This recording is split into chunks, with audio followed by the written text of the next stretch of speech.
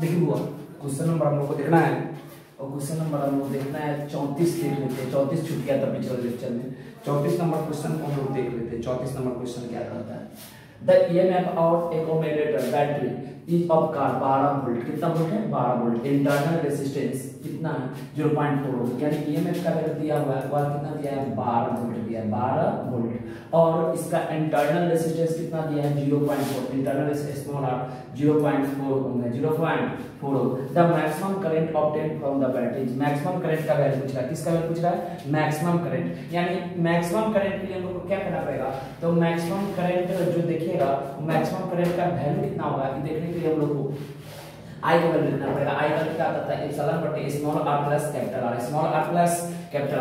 चलिए यहाँ पर आई का वैल्यू निकालना, आई का वैल्यू एप्सिलॉन का वैल्यू कितना हो जाएगा, तो एप्सिलॉन में रहने देंगे, यानी मैक्सिमम करने के लिए एक्सटर्नल रेजिस्टेंस का कितना लेना पड़ेगा 0, जब भी 0 लीजिएगा तो r प्लस 0 आ जाएगा, इसका मतलब 0 लिखने के मतलब आई का वैल्यू क्या डालेंगे, एप्सिलॉन का वैल्यू कितना है 12 वोल्ट, कितना वोल्ट है 12, इंटरनल रेजिस्टेंस दिया जाता है कितना है 0.4 ओम, दशमलव खाए ऊपर 0 बैठा है, दशमलव खाए ऊपर 0 बैठा है, 4 से काटेंगे तो 4 तिहाई 12 और 3 से 10 में गुना करेंगे तो 10 तिहाई 30, 10 तिहाई 30 और 30 एम्पियर निकालेंगे। करंट का ऐसे क्या होता है एम्पियर, यानी 34 का देखा जाए तो हम लोग को देखा जाएगा तो क्या हो जाएगा सी आ जाएगा, क्या आ जाएगा सी, यानी ईएमएफ यह एनसीईआरटी का ऐसे पहला नंबर क्वेश्चन है, और उसके बाद बिहार बोर्ड इसको 2 बार पूछ चुका है, इसको ध्यान रखिएगा। 35 देख चुके थे, 36 देखते क्या कहता है व्हाट इज करेक्ट, यानी इसमें से कौन सही है, करेक्ट करने मतलब सही चुनना है, करेक्ट मतलब करेक्ट नहीं पढ़ लीजिएगा, वो पीने वाला जो परीक्षा आता है के लिए करेक्ट पढ़िए, व्हिच इज करेक्ट, यानी इनमें से कौन सा सही है।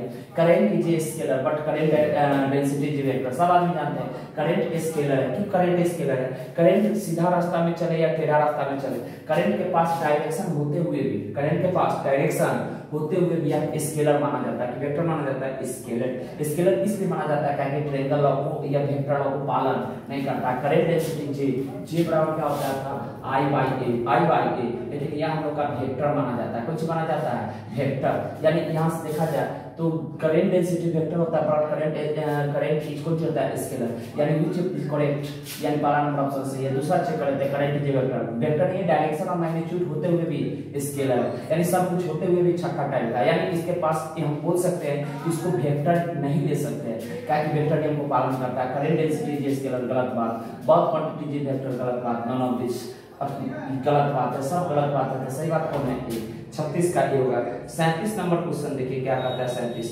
वेन मैकेनिकल मतलब जब a cell of 2 volt is connected in circuit, 2 volt का सेल जोड़ा गया कहां पर सर्किट में, ए मैक्सिमम करंट कितना ampere 5 ampere is obtained, it is internal resistance. तो अब ये पढ़े मैक्सिमम आई मैक्स बराबर क्या पढ़े था, आई मैक्स बराबर हम लोग पढ़े एप्सिलॉन बटे स्मॉल r, आई मैक्स का वैल्यू कितना दिया 5 एम्पियर और एप्सिलॉन का वैल्यू 2 वोल्ट है, और इंटरनल रेजिस्टेंस का वैल्यू पूछ रहा है, इंटरनल रेजिस्टेंस कितना छोटका r बराबर क्या हो जाएगा 2/5। सर यहां से काटेंगे तो हम लोग का वैल्यू मिल जाएगा 4×20 यानी 2.4 ओम में की 200 में तो ओम में, यानी हम लोग का कौन सा ऑप्शन हो जाएगा तो 37 का a what is a internal, या क्या कहता है when a cell of the connected in circuit of maximum of the 5 ampere current, यानी करंट का वैल्यू कितना दिया 5 ampere is obtained, internal resistance तो 0, इंटरनल रेजिस्टेंस कितना आ जाएगा 0.4, यानी व्हेन ए सेल यानी एक सेल है ईएमएफ कितना है 2 वोल्ट इज कनेक्टेड जोड़ा जाता है इन सर्किट, मैक्सिमम करंट यानी अधिकतम धारा ऑब्टेन्ड का तो प्राप्त होता है internal resistance of ohm is कितना हो जाएगा 0.4 ओम। सर इसको डिलीट करते हैं। नेक्स्ट क्वेश्चन देखिए क्या नंबर क्वेश्चन है 38, इफ ए क्या कहता है if the resistance in circuit is constant, यानी रेजिस्टेंस को कांस्टेंट कर दे, potential difference is half, then the heat generated will be potential difference, यानी H बराबर क्या होता है H बराबर होता है I2RT, H बराबर I2RT, लेकिन सर ये I से यहां लेना देना कुछ है नहीं। अब चाहिए शादी का हाथ अब दे रहा है घर वाला, काम चलेगा इसे भाई, देखिए ना क्या लाना है, if the resistance of circuit is constant potential difference का पोटेंशियल डिफरेंस वाला फॉर्मूला लेके आओ, H बराबर क्या आ जाएगा V² बटे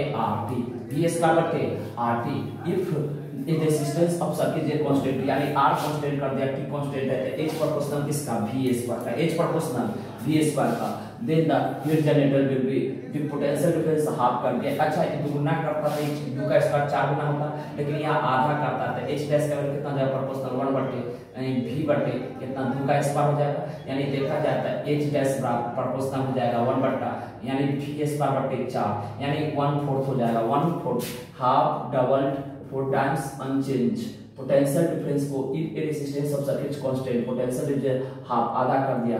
heat generator will be become the double unchanged half double 4 times, इसमें से कौन नहीं 1/4 टाइम्स होना चाहिए, इसमें से गलती हो गया यानी पहले का 1/4 हो जाएगा, इसमें ऑप्शन ही नहीं, इसका सही ऑप्शन होना चाहिए। डबल होता तो यह 4 टाइम्स हो जाता, लेकिन ऐसा कोई ऑप्शन नहीं है। इसका मतलब 38 का अगर यह हाफ की जगह पर डबल होता तो कौन सा ऑप्शन ले लेते 4 टाइम्स। यहाँ पर एक ऑप्शन होना चाहिए 1/4 टाइम्स 1/4 टाइम्स। खैर ये ऑप्शन नहीं दिया है, मिसप्रिंट है।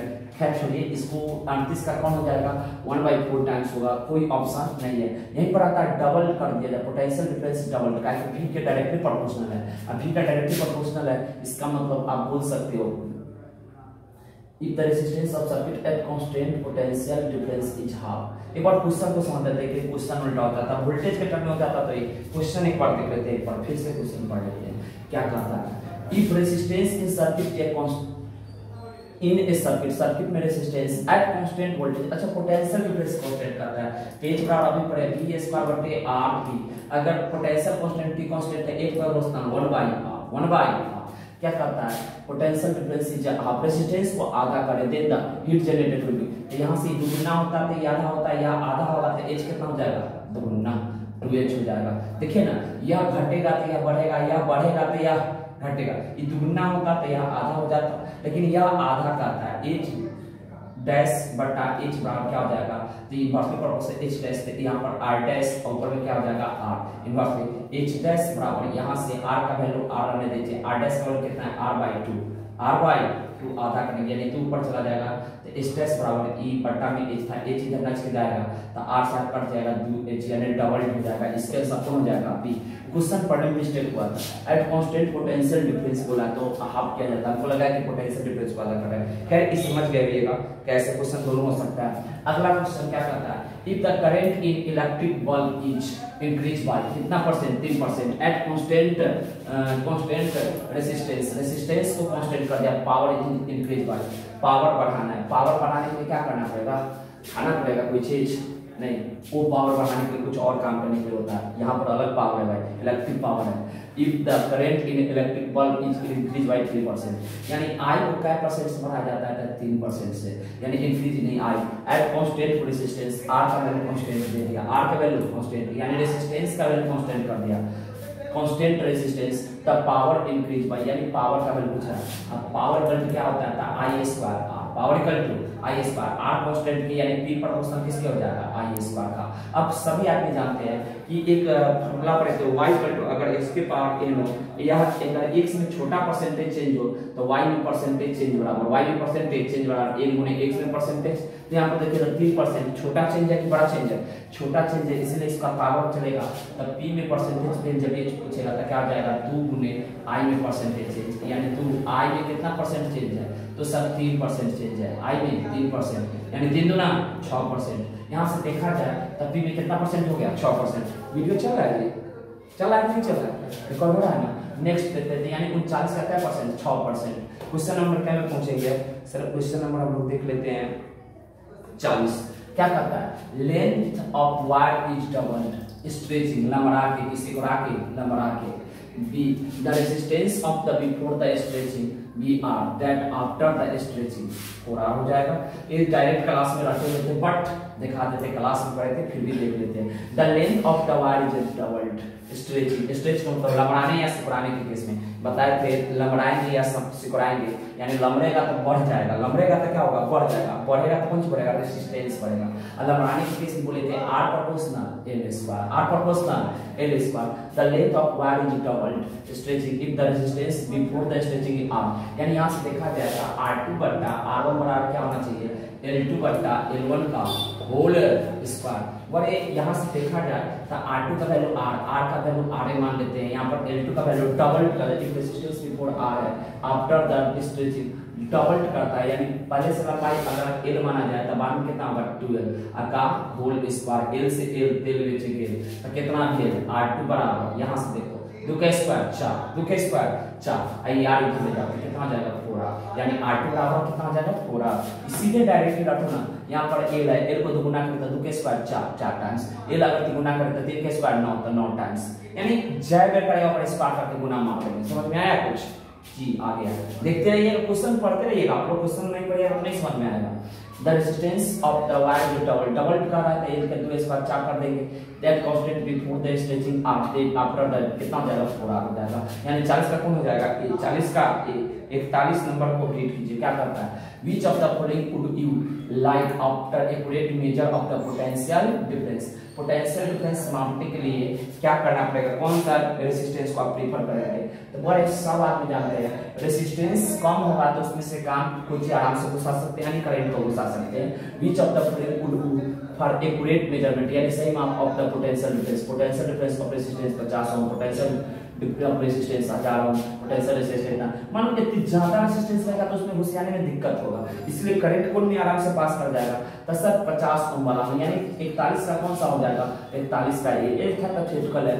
बीच ऑफ द फॉलोइंग यानी निम्न से कौन वुड लाइक मतलब पसंद नहीं करना चूज करिएगा फॉर एक्यूरेट मेजरमेंट, एक्यूरेट में दस सकते मेजरमेंट मतलब माप of the potential difference, the potential difference मानने के लिए कम रेजिस्टेंस पर ज्यादा प्रयुक्त होता है, इसका मतलब कौन हो जाएगा ए, यानी आप देख सकते हैं 41 का ए हो जाएगा। 42 नंबर क्वेश्चन देखिए क्या करता है, द इलेक्ट्रिक एप्लियंस, एप्लियंस के मतलब होता है एप्लीकेशन जैसे हमारे इलेक्ट्रिक एप्लियंस बोले फैन हो गया, टीवी हो गया, बीबी बोल दो तब चाहे बल्ब बोल दो तब, ये सब कुछ जगह एप्लीकेंस में आ जाएगा। House are the connected across the supply in the switch, सब आदमी जानते हैं घर में जो होता है पैरेलल में कनेक्शन होता है, कौन सी में कनेक्शन होता है पैरेलल, यही बात होता है। Electric appliances in the our house, house के मतलब घर, हाउस के मतलब घर में जो एप्लीकेशन लगाता है electric connected across supply, supply से कैसे स्विच में जुड़ा रहता है, तब पैरेलल में कि सीरीज में कि मिक्स में कि नॉन सीरीज में, तब पैरेलल में। ये 10वें से पढ़ते आ रहे होगा वाला बात है, आप लोग 2वें से पढ़े, 9वें से 10वें से पढ़ते आ रहे, इसमें कोई दिक्कत नहीं होना चाहिए। 42 का कौन हो जाएगा बी, 42 का बी। अगला 43 नंबर क्या कहता है, नेगेटिव चार्ज फ्लो फ्रॉम, सब आप ही जानते हैं बड़े, अगर एक सेल लेते सेल का प्लस टर्मिनल एक को चीज माइनस टर्मिनल, प्लस से क्या होता है पॉजिटिव चार्ज आता है, माइनस से कौन चीज आता है नेगेटिव चार्ज आता है। तो करंट का डायरेक्शन प्लस के डायरेक्शन में होता है, करंट का प्लस के डायरेक्शन में, तब माइनस चार्ज क्या हो जाएगा करंट के विपरीत दिशा में हो जाएगा। और एक बात तो सब आदमी जानते हैं, दूसरी बात सब आदमी जानते हैं प्लस हायर पोटेंशियल से लोअर पोटेंशियल, अब माइनस चार्ज लोअर पोटेंशियल से हायर पोटेंशियल, आप क्वेश्चन पढ़िए आपको बन जाएगा। यानी आप लोगों को कांसेप्ट याद रहते क्वेश्चन बनाने को चाहिए, कुछ इस क्वेश्चन में कोई जाने नहीं है। Negative charge flow from low to high potential, उनको लगता है यही होना चाहिए, हाई टू नहीं, हाई टू तो प्लस जाता है, माइनस का औकात का इंडिपेंडेंट ऑफ पोटेंशियल, ये गलत बात है। पोटेंशियल डिफरेंस नहीं होगा तो घुमाएगा कौन, ले जाएगा कौन, यानी कहने का मतलब घुमाने के लिए कोई चाहिए ना, जैसे कि बुलेट पर जीगा, जब जीजे ना रहे तो बुलेट कौन चलाएगा भाई, उसी प्रकार से जब ये पोटेंशियल रहेगा तो घुमाएगा तो पोटेंशियल तो चाहिए। अब किधर से किधर चाहिए, तो लो टू हाई पोटेंशियल, नेगेटिव का प्लस आता था किधर हाई टू लो पोटेंशियल, यहां तक बोल सकते थे। 43 का कौन हो जाएगा ए, 43 का ए। 44 क्या कहता है, 44 नंबर क्वेश्चन देखा जाए the an ammeter of resistance, ammeter का रेजिस्टेंस देखिए, अब बिहार बोर्ड का पूछा हुआ क्वेश्चन है, इसको गौर से देखिएगा भैया, देखिएगा 6वां जाएगा क्वेश्चन। देखिए एन अमीटर ऑफ रेजिस्टेंस कितना है 0.05 ohm is connected to the cell of कितना 1.4 वोल्ट, यानी ईएमएफ का वैल्यू दिया है 1.5 volt, 1.5 volt. If current I, current का वैल्यू दिया, करंट कौन सा वैल्यू दिया हुआ, करंट का कितना एम्पियर 2 एम्पियर, कितना एम्पियर है 2 एम्पियर। हमारा फॉर्मूला से आएगा 2.0 है, देखो पहले 2 और 2.0 में कोई अंतर होता है, कोई अंतर नहीं होता है। ए एंड कथी कहता है ampere exist in the circuit, circuit में करंट का वैल्यू दिया है, ईएमएफ दिया है, the internal resistance of the circuit. पर सर्किट का एक बार फिगर बना देते हैं, ऐसे तो तुम लोग को याद होगा सर, यहाँ पर एक अमीटर लिया है, यहाँ पर इंटरनल रेजिस्टेंस दिया है, इसको सर्किट को जोड़ दिया, तो इस सीरीज में ये सीरीज रेजिस्टेंस यानी आई पर क्या आ जाएगा, तो इप्सिलॉन बटे ए का रेजिस्टेंस प्लस ए का रेजिस्टेंस कितना आ जाएगा आर प्लस छोटका आर। आई का वैल्यू कितना है बताओ, आई का वैल्यू है सर देखिएगा, तो आई का वैल्यू 2 एम्पियर, तो 2 डालो, बिना डालने काम चलेगा नहीं चलेगा, डालो और निकालो, इप्सिलॉन का वैल्यू कितने लेंगे, इप्सिलॉन का वैल्यू ले लो 1.5 अपर टी आर का वैल्यू कितने करेगा, आर बड़का आर है छोटका आर है तो बड़का का वैल्यू 0.05 और उसके बाद इंटरनल रेजिस्टेंस तो निकालना यानी छोटका का छोटका रहने दो तो छोटका इसको कराओ इधर से बट्टा में से लाओ, बट्टा में मारेगा बट्टा में चलाएगा गुना में यानी 2 गुने कितना आ जाएगा 0.05 प्लस आर बराबर कितना 1.5 इसका मतलब इसको गुना कराएगा तो कितना आ जाएगा 2 गुने तो 5 गुना 10 0.1 प्लस 2r बराबर 1.5 सर 2r को इधर छोड़ दो 2r इधर छोड़ेगा तो 2r बराबर कितना हो जाएगा सर 2r इधर छोड़ दिया तो इधर ले जाएंगे तो इधर जब ले जाएंगे तो 1.5 माइनस 0.1 प्लस इधर जाएगा तब माइनस में सर जब भी यहाँ से घटाएंगे तो 2r बराबर कितने का आ जाएगा तो इसको घटाएंगे तो 1.4 आर बराबर क्या हो जाएगा 1.4 अपर टे कितना 2 और 2 से काटेंगे तो 0.7 यानी इंटरनल रेजिस्टेंस का वैल्यू कितना आ गया तो इंटरनल रेजिस्टेंस का वैल्यू छोटा आ गया 0.7 और ओम में की दो सकते हैं क्या रेजिस्टेंस है तो ओम में चाहिए देखो तो ammeter of resistance 0.5 ohm is connected to the cell of इतना if the current of इतना exist in the circuit internal resistance of the cell is कितना 0.7 ओम ऑप्शन नंबर ए के बी किसी के डी तक डी में होगा sir कहां पर होगा डी में बड़ी ध्यान वाली 4 बार पूछ चुका है शुरुआत किया है कब से 2010 से यहाँ पर शुरुआत किया 2010 से लेकिन लगातार मारता है जब तक बच्चा से थका नहीं देता तब तक वो पूछता ही रहता है क्वेश्चन ध्यान रखना थोड़ा ख्याल से।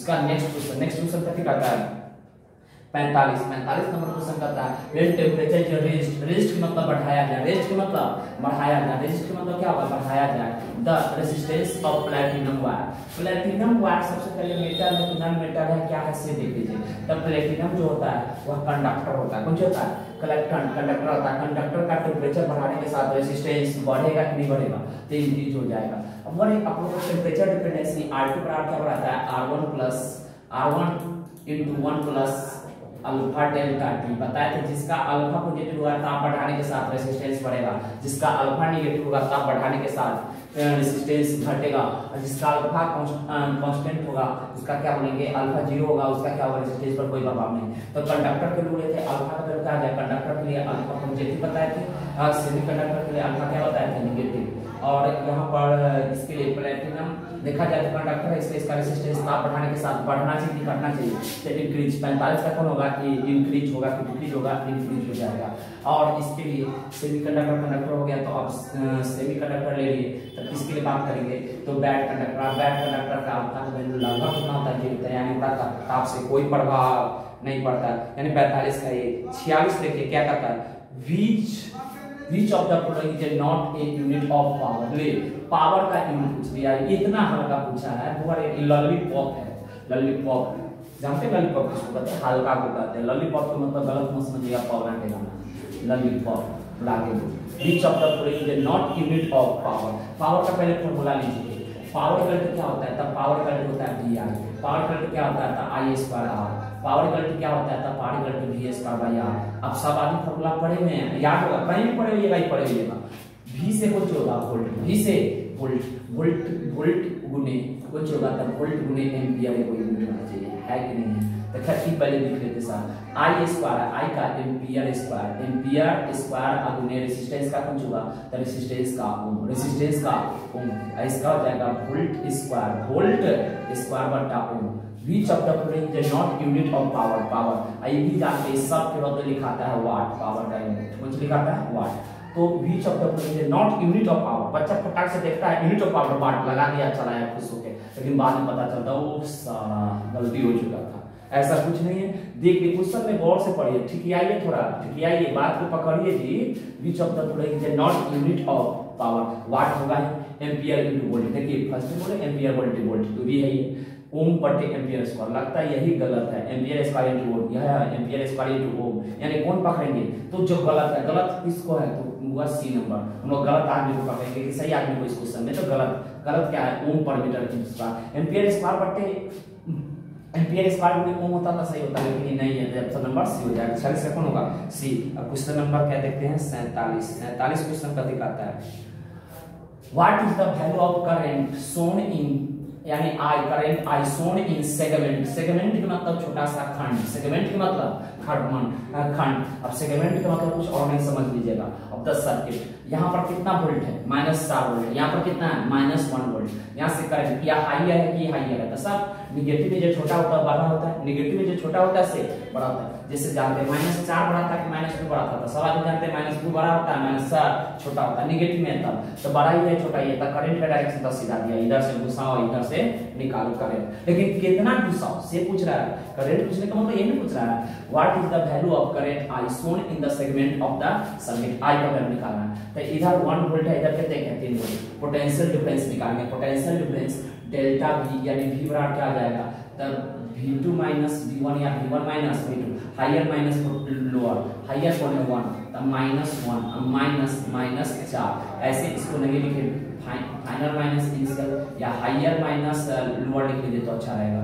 सही यहाँ पर -1 minus minus plus, minus minus plus और प्लस 4, प्लस 4 में से -1 जाएगा तो 3, यानी V का वैल्यू 3 वोल्ट आ गया। V का वैल्यू कितना वोल्ट आ गया 3 वोल्ट। रेजिस्टेंस कितना है 30 वोल्ट, रेजिस्टेंस कितना है 30 वोल्ट। तो हमको करंट का वैल्यू पूछ रहा है, तो सर I बराबर क्या हो जाएगा, I बराबर V/R, I बराबर V/R, V का वैल्यू 3 ला है, R का वैल्यू यानी रेजिस्टेंस का वैल्यू कितने का 30 ओम, 30 से काटेंगे तो 3/1/10, यानी क्या जाएगा I का वैल्यू 1/10 एम्पीयर। देखिए तो इसमें नहीं सर ऑप्शन के टर्म में, किसके टर्म में, ऑप्शन में आप ये दशमलव के टर्म में, तो ऑप्शन नंबर डी लग रहा है कि हो जाएगा कितना 0.10 एम्पीयर में, कि दूसरा चीज में एम्पीयर में, यानी 47 का कौन होगा डी, 47 का डी, 47 का डी। अब अगला क्वेश्चन देखते हैं 48 नंबर क्वेश्चन का कहता है यू गिवन 3 रेजिस्टेंस, यानी क्या वो दे दिया हमको 3 को नहीं चाहिए, 3 को नहीं चाहिए भाई, एक से काम चलाना है, यानी 3 को जो क्लिक है वो करना है, ये को करना है, 3 को जो क्लिक है वो करना है, ये को।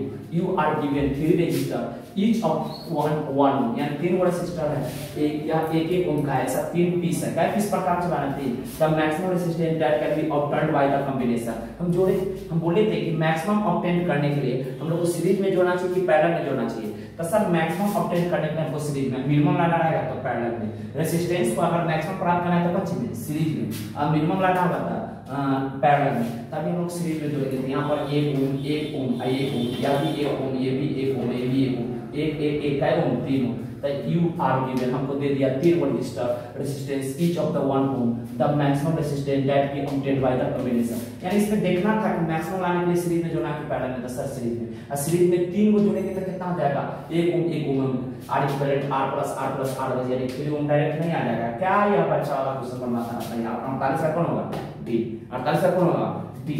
यानी अब 49 नंबर क्वेश्चन पढ़ते हैं, क्या कहता है the resistance of ideal voltmeter, सब आदमी जानते हैं आइडियल वोल्टमीटर का रेजिस्टेंस इंफिनिटी, आइडियल वोल्टमीटर का रेजिस्टेंस इंफिनिटी, आइडियल एमीटर का resistance 0।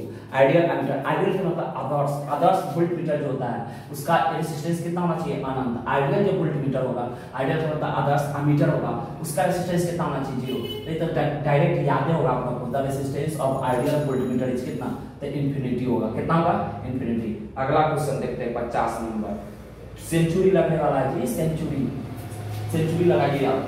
For which value of R current I is greater, greatest के मतलब बड़ा कौन होगा। For which value of R, R की क्या वैल्यू लिया गया है, आर का वैल्यू यानी ऑप्शन से चलना पड़ेगा। आई इज द करंट, तो सबसे पहले आई का वैल्यू दोनों सीरीज में कि पैरेलल में, सीरीज में, तो इप्सिलॉन वाई क्या हो जाएगा छोटका प्लस बड़का, छोटका प्लस बड़का। अब देखिए आई ज्यादा होने के लिए नीचे वाला छोटका होना चाहिए कि बड़का होना चाहिए, आई ज्यादा होने के लिए नीचे वाला छोटा होना चाहिए। आई छोटा कब होगा, क्या इंटरनल रेजिस्टेंस होता है बदल, अरे इंटरनल रेजिस्टेंस अंदर में होता है, उसको कुछ कर नहीं सकते, तो हम लोग किसको बदल सकते हैं एक्सटर्नल रेजिस्टेंस। तो आर का वैल्यू जितना छोटा होगा उतना आई का वैल्यू ज्यादा होगा, आर का वैल्यू 8 नहीं बड़ा लगा, आर का वैल्यू 4 ऑप्शन देख लेते हैं, यानी ई आर बराबर एक में कहते हैं आर, एक में आर बराबर कहते हैं r/2, एक में आर का वैल्यू कहते हैं 2r, सॉरी स्मॉल आर है, एक में आर का वैल्यू कितना है तो r/4। अब देखो तो सबसे छोटा कौन है, तो ऑप्शन नंबर इसमें लग रहा है, यानी r/4 करेगा, r/4 यानी डी नंबर ऑप्शन। आर का वैल्यू जितना छोटा होगा उतना आई ज्यादा होगा, तो कौन सा होगा डी नंबर हो जाएगा। यानी हम लोग देखें 50 का कौन नंबर डी नंबर। यानी अब अगला देखते हैं क्या नंबर क्वेश्चन 51 में 54 करना है। देखो काउंट किया। रेजिस्टेंस ऑफ आइडियल वोल्टमीटर, वाह ये आइए गया। देखिए वोल्टमीटर आमीटर ये बार बार पूछता है, इसलिए गौर से देख लीजिएगा। इसको एकदम कथी कहता है, खून में या नस में जहां बैठाना है वहां बैठा लो, कण में बैठा लो।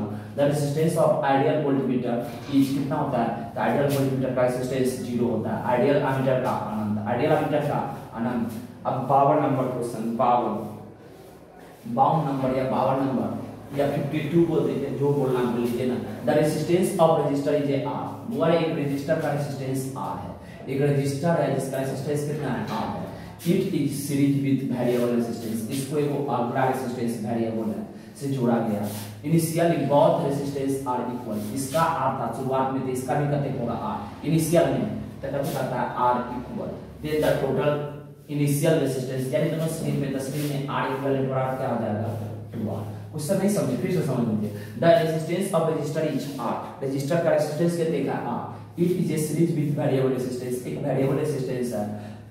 Initially both resistance are equal, variable भी होता तो इसका रेजिस्टेंस बराबर है। टोटल रेजिस्टेंस कितना हो जाएगा, तो r प्लस r 2r हो जाएगा, तो कौन सा होगा, b, 52 का b। 53 पढ़ के देखते हैं, 53 नंबर क्वेश्चन का दिखाता है। The resistance of resistor R, a variable resistance small r, series with it. The cell of EMF epsilon is connected across these. Initially, both R resistance are equal. The variable resistance is decreased at constant rate. The current in the circuit. सबसे पहले तो पता करा है resistance of register. चलिए एक register है, resistance है जिसका रेजिस्टेंस कितना है, R। T variable resistance small r से, इसमें एक छोटा रेजिस्टेंस भी जुड़ा, वेरिएबल रेजिस्टेंस, ये इंटरनल रेजिस्टेंस है, variable resistance. And a cell of EMF, cell का ईएमएफ कहते हैं, तो सेल का ईएमएफ जो दिया है इप्सिलॉन दिया है, इनमें करंट होएगा कि नहीं होएगा sir. Initially both resistance are equal, दोनों पहले से बराबर था, चलिए बहुत अच्छा। The variable resistance is decreases contest the current in the circuit, तो सबसे पहले जो पूछ रहा है उसको तो डालो, करंट इप्सिलॉन बटे बड़का प्लस छोटका, बड़का प्लस छोटका, तो बड़का क्या कहता है उसके बाद, at the variable resistance decrease, variable resistance छोटका माने छोटका घटाएंगे तो आई बढ़ता जाएगा, छोटका घटाएंगे तो आई बढ़ेगा, तो क्या करता है, गोज ऑन डिक्रीजिंग, ऑप्शन तो पहले गोज ऑन इंक्रीजिंग, अब इंक्रीजिंग होगा। अब कब तक बढ़ेगा, इन चार ऑप्शन पढ़ते हैं, नॉन ऑफ दिस तो होगा नहीं, यानी ऑप्शन नंबर बी और सी।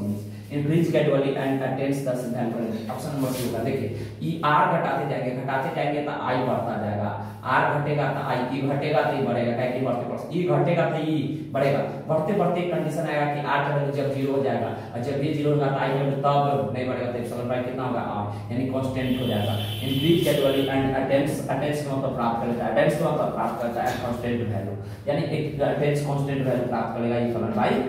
The resistance of the resistor is R. A variable resistance is small r series with a sheet and the cell of EMF connected across these. Initially, both resistance are equal. दोनों बराबर है. The variable resistance decreases at a constant rate. The current in the circuit. तो कौन हो जाएगा? और 53 का C.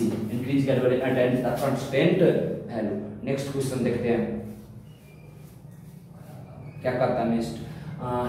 The assignment of the temperature coefficient of resistivity. Resistivity का बात कर रहा है, रेसिस्टिविटी का टेम्परेचर कोफिशिएंट का यूनिट पूछ रहा है। तो assignment of the temperature coefficient of resistivity, जैसे रो बराबर हम पढ़े थे, रो2 बराबर रो into 1 plus alpha delta T. Sir यहाँ से टेम्परेचर का इनवर्स, यहाँ से जितना यूनिट इसका होगा उतना यूनिट, तो 1 बराबर क्या हो जाएगा, अल्फा डेल्टा टी। यहाँ से देखा जाए तो अल्फा क्या हो जाएगा, तो अल्फा बराबर बटे डेल्टा टी, और डेल्टा टी का चेंज इन टेम्परेचर, टेम्परेचर का यूनिट क्या होगा, केल्विन, टेम्परेचर का यूनिट क्या होगा, kelvin. The assignment of the temperature coefficient of resistivity है, रेसिस्टिविटी का भी टेम्परेचर कोफिशिएंट में क्या होगा, केल्विन, यानी केल्विन इनवर्स। कौन सा ऑप्शन देख रहे हैं, तो option number D, option number D.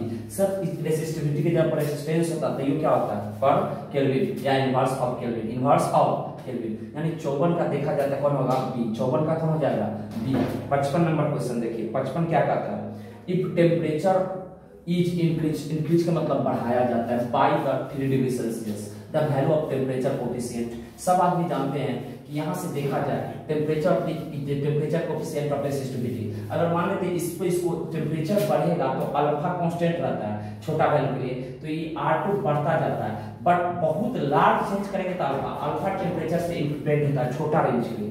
बड़ा जब होगा तो कुछ ना कुछ प्रभाव डालेगा, लेकिन छोटा होगा तो कोई प्रभाव नहीं डालेगा। ये बेसिकली मटेरियल का जो होता है इंटरनल प्रॉपर्टी होता है, आंतरिक गुण होता है, जो ताप में बहुत चेंज होने के बाद चेंज होता है, वरना चेंज नहीं होता है। यानी क्या बोलते हैं, if temperature increase by 3 degree Celsius the value of temperature coefficient, resistance के बारे में या रेसिस्टिविटी के बारे में नहीं पूछ रहा है, कोएफिशिएंट के बारे में, इसके बारे में पूछ रहा है। इसके बारे में पूछता होता तो निश्चित है टेम्परेचर बढ़ता तो ही बढ़ता, बट ये तो कांस्टेंट होता है, और कांस्टेंट ये भी चेंज होता है लेकिन बहुत लार्ज चेंज होता है।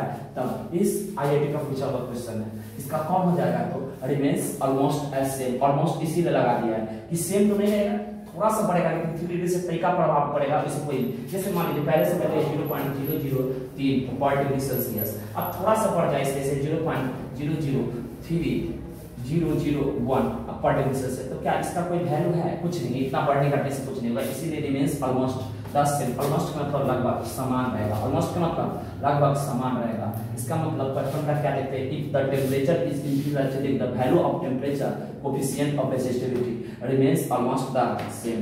अगला क्वेश्चन देखते हैं क्या कहता है, temperature of the electric bulb just after it switch on, यानी बल्ब को जब चालू करते हैं तो टेम्परेचर क्या होगा। जैसे मान लेते हैं यहाँ से सेल लगा ले, यहाँ से एक बल्ब लगा ले, अब बल्ब है, यहाँ से जब ये टेम्परेचर बढ़ाइएगा तो पहले से सब क्या होगा, इसका टेम्परेचर रूम टेम्परेचर होगा, ये ठंडा होगा, ठंडा होगा ताप बढ़ाते जाएंगे तो क्या, जब ये करंट जाएगा तो क्या होगा, टेम्परेचर के कारण लाइट ऑफ होने लगेगा, रेजिस्टेंस बढ़ेगा, हीट भी बढ़ता जाएगा, बढ़ते बढ़ते हीट टेम्परेचर का बढ़ता जाएगा, यानी टेम्परेचर इंक्रीज करता जाएगा स्विच देने के बाद, क्योंकि बल्ब गर्म होगा तभी लाइट जनरेट करेगा।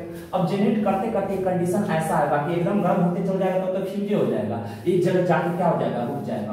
यानी क्या बोलता है, अब इसको एक्सपेरिमेंटली समझिए, घर का स्विच होता है, जब ये टिपते तो बल्ब क्या करता है, चालू होता है तो पहले से ठंडा रहता है, धीरे धीरे गर्म होता है, बल्ब एक टेम्परेचर पर जाकर क्या होता है, कांस्टेंट हो जाता है, उसके बाद और गर्म होगा तो बवाल हो जाएगा, ऐसा कुछ होता ही नहीं है। क्या कहता है, गोज ऑन इंक्रीजिंग, गलत बात, फर्स्ट डिक्रीज देन कांस्टेंट, ये भी गलत बात, फर्स्ट डिक्रीज देन इंक्रीज, गलत बात, first increases and then becomes constant, तो ऑप्शन नंबर 2 देख लीजिए तो अच्छा होता है D. The temperature of the electric bulb just after it switch on, जब इस स्विच ऑन करेंगे तो बल्ब धीरे धीरे गर्म होगा और उसका जाके कांस्टेंट पर टेम्परेचर कांस्टेंट कर देगा, यानी 56 का डी, 56 का डी।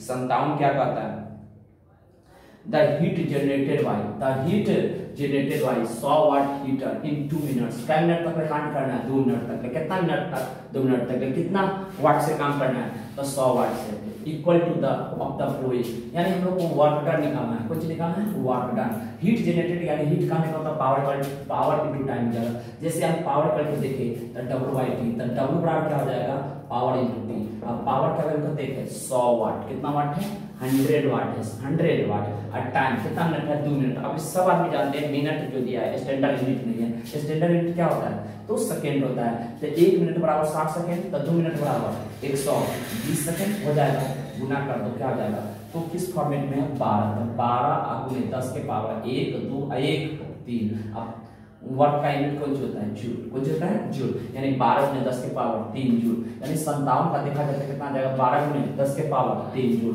58 नंबर क्वेश्चन देख लिया जाए, क्या कहता है, ए हीटर इज रेटेड, एक हीटर है, हीटर का मतलब गाँव में चलो पानी गर्म करने वाला हो गया, चाहे खाना बनाने वाला हो गया, या आयरन देख लीजिए, आयरन बोले तो स्त्री जो होता है वह सबका रेटिंग क्या रहता है, कितना, 1 किलोवाट, 1 किलोवाट मतलब 1000 वाट, कितना रेट पर 230 वोल्ट, यानी घर का इट रेसिस्टेंस, तो सब आप जानते हैं पावर इक्वल टू क्या होता है, power equal to V² by R, power equal to V² by R, resistance पूछ रहा है यानी R पूछ रहा था, R को इधर लाओ यानी V² बाई E हो जाएगा। सर V का वैल्यू कितना है, तो V का वैल्यू 230 का स्क्वायर, स्क्वायर है इसका मतलब स्क्वायर ना करे तो गुना में लिख सकते हैं 230, अब बट्टे कितना, तो P का वैल्यू कितना है 1000, तो 1000 है, 2 0 से 2 0 गया, सर 23 का स्क्वायर याद क्या होगा 529, 23 का स्क्वायर 529, अब बट्टा 10, 10 का दशमलव उठाओ तो कितना आ जाएगा 52.9। और रेसिस्टेंस है तो रेसिस्टेंस का यूनिट ओम। ये हीटर इज रेटेड इतना रेसिस्टेंस कितना हो जाएगा तो 52.9 ओम। कौन सा ऑप्शन लेंगे तो 58 का सर डी हो जाएगा, 58 का डी। ठीक है, रहने दीजिए।